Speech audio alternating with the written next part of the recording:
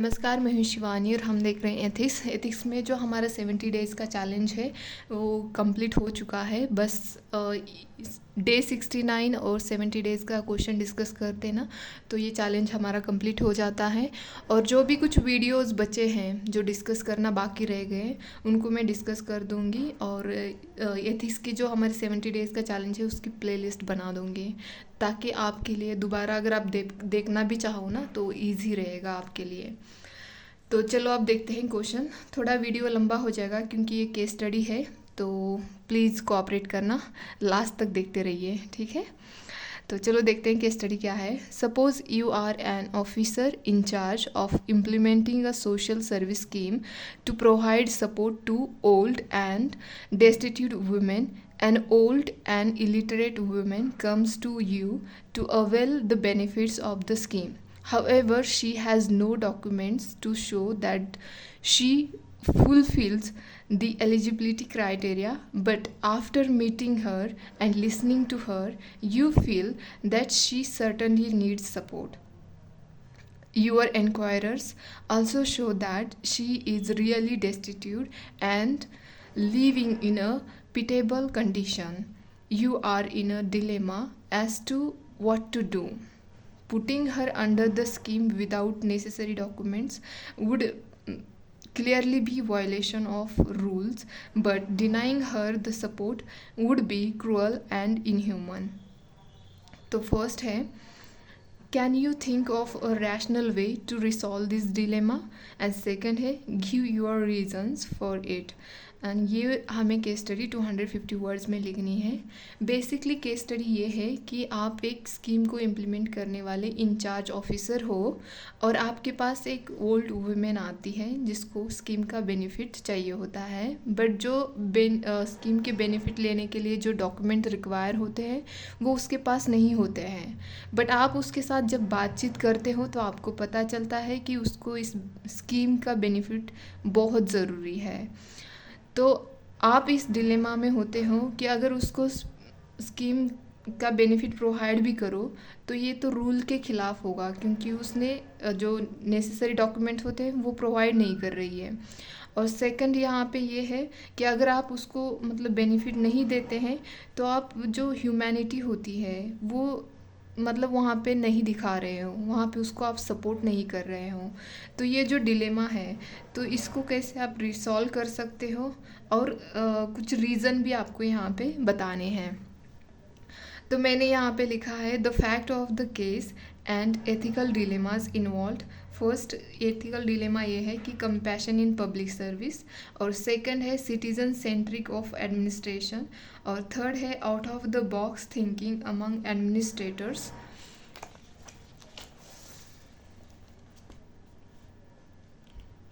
और फोर्थ है special case of the weaker section of the society, और fifth लिखा है मैंने supererogations versus duty based governance. Supererogations मतलब जो कंपैशन दिखाना, एक गुड एक्शन लेना या हेल्पफुल एक्शन लेना, ये होता है।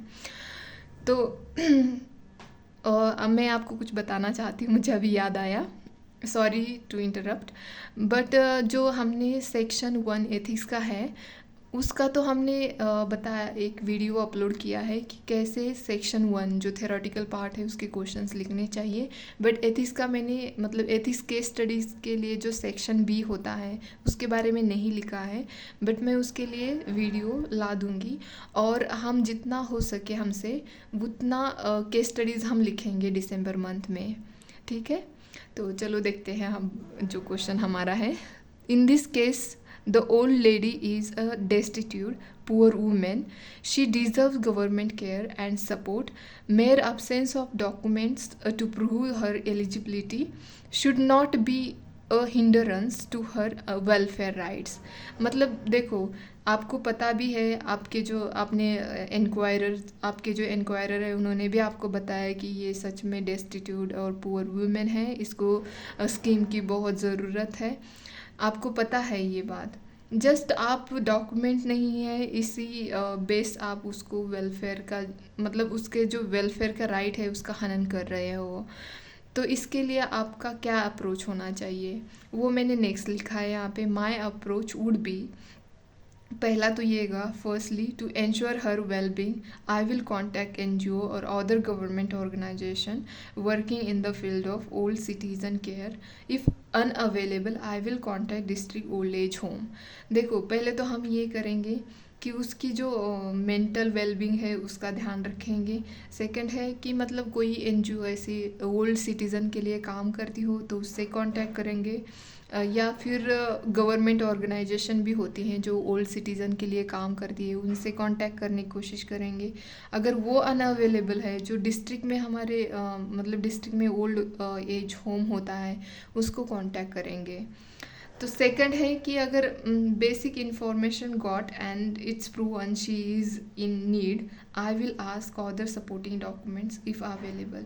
अगर उनको, हमें पता है, मुझे पता है कि वो मतलब उसको ज़रूरी है, स्कीम की ज़रूरत है, तो मैं दूसरे अदर जो सपोर्टिंग डॉक्यूमेंट्स होते हैं अगर वो अवेलेबल हो सकते हैं तो वो मांगने की कोशिश करूँगी।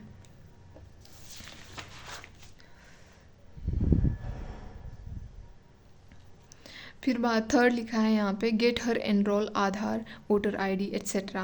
और फिर बाद में थर्ड स्टेप ये होगा कि उसके पास अगर आधार वोटर ID कार्ड नहीं होता, यही तो स्कीम के लिए चाहिए होता है, अगर ये नहीं है तो उसको एनरोल करना, ये मैं करूँगी। और यही तो मतलब ये सुपर इरोगेशंस के एक्शन है यही, कि I will try to ensure her emotional wellbeing by finding adopting family. जैसे कि सीनियर लोग को भी अडॉप्ट करते हैं लोग, कुछ ऐसी फैमिलीज़ होती हैं जो सीनियर लोग को अडॉप्ट करती है। अगर कोई ऐसी फैमिली मिल जाती है तो मैं मतलब उसको, मतलब एक बहुत ही अच्छा चांस होगा ना, ताकि उसको एक फ़ैमिली मिल जाएगी, वो जो और मतलब जो सफ़र कर रही है वो कम हो जाएगी। जैसे मेंटली होता है, फिज़िकली होता है, और फाइनेंशियली भी इंसान सफ़र कर रहा होता है ना, तो ये सब कम हो जाता है। एक इमोशनल सपोर्ट भी मिल जाता है अगर आपके पास फैमिली होती है तो ये मैं इंश्योर करूँगी। और फिफ्थ है, get her register under the scheme as soon as document ready. और मैंने तो पहले बोला कि इसको एनरोल करेंगे आधार कार्ड में, वोटर ID में, वोटर ID कार्ड उनका एनरोल कर देंगे।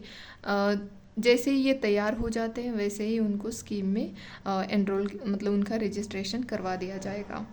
और सिक्स्थ है, I will ensure no one left from the scheme getting benefit specially needy one. You can say here needy one के बजाय आप यहाँ पे ये भी कह सकते हो कि जो एलिजिबल है, जो बेनिफिशरी एलिजिबल है इस स्कीम के लिए, उनको हम नहीं रहने देंगे मतलब बिना बेनिफिट लिए स्कीम का।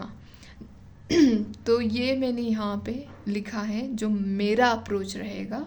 अगर आप भी आपका क्या अप्रोच होगा, अगर आप केस स्टडी लिखोगे तो भी तो पता चलेगा। लिखते रहिए, लिखने से बहुत बेनिफिट होता है, ना कि जस्ट मेंस के लिए, प्रीलिम्स के लिए एज वेल एज इंटरव्यू के लिए भी आपको बहुत सारा बेनिफिट होगा। जब तक लिखेंगे नहीं तब तक आपकी आइडिया कैसे जनरेट होगी। लिखने से बहुत सारी आइडिया आ जाती है कि कैसे लिखना चाहिए, कैसे हमारा अप्रोच होना चाहिए, न्यू वर्ड्स कैसे, मतलब जो NCERT में होते हैं, न्यूज़पेपर में होते हैं, उस वर्ड्स को कैसे यूज़ करना चाहिए जिससे हमारा आंसर कंसाइज बन सकता है। तो ये सब लिखने से ही आता है।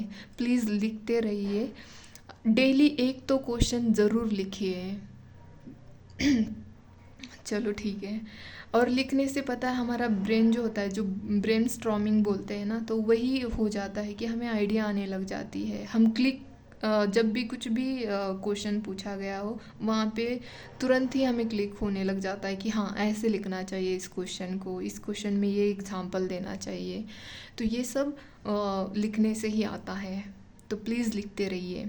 तो रीज़न्स यहाँ पे मैंने लिखे हैं, it is not only public duty but DPSP जो हमारे कॉन्स्टिट्यूशन में है, article 47 to ensure wellbeing of citizen.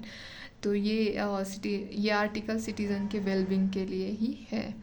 Second है, it is essential good governance. Good governance बहुत ज़रूरी होता है सिटीज़न के वेलफेयर के लिए। थर्ड लिखा है मैंने यहाँ पे, it will strengthen senior citizen care system in district. इसकी वजह से जो सीनियर सिटीज़न केयर सिस्टम जो है डिस्ट्रिक्ट में वो भी स्ट्रेंथन हो जाएगा। और फोर्थ रीज़न लिखा है, senior citizen are part of society, it is essential to take care. मतलब देखो, हम भी आगे जाके सीनियर सिटीज़न बनने वाले ही हैं, तो आज हम उनके तरफ कंपैशन दिखाएंगे नहीं तो हम कैसे कह सकते हैं कि फ्यूचर में हमारे साथ भी कोई कंपैशन दिखा सकता है। मतलब हम एक्सपेक्ट ही नहीं कर सकते, जब हम कर नहीं रहे हैं तो हम कैसे दूसरों से एक्सपेक्ट करेंगे। तो इसीलिए सीनियर सिटीजन के साथ कंपैशन दिखाना बहुत ज़रूरी होता है। तो लास्ट में मैंने यहाँ पे कंक्लूड किया है, lack of awareness, lack of government documents are the reason of exclusion under scheme. मतलब देखो, काफ़ी लोगों को अवेयरनेस नहीं होती है, हालांकि वो सीनियर सिटीज़न नहीं होते हैं, फिर भी एजुकेशन के अभाव से ले लो, या वो काम में इतने बिजी रहते हैं कि उनको पता ही नहीं होता है कि कौन सी स्कीम आ रही है और कौन सी स्कीम जा रही है, और कौन सी स्कीम में कौन सा बेनिफिट मिल रहा है ये भी नहीं पता होता है कभी कभी लोगों को।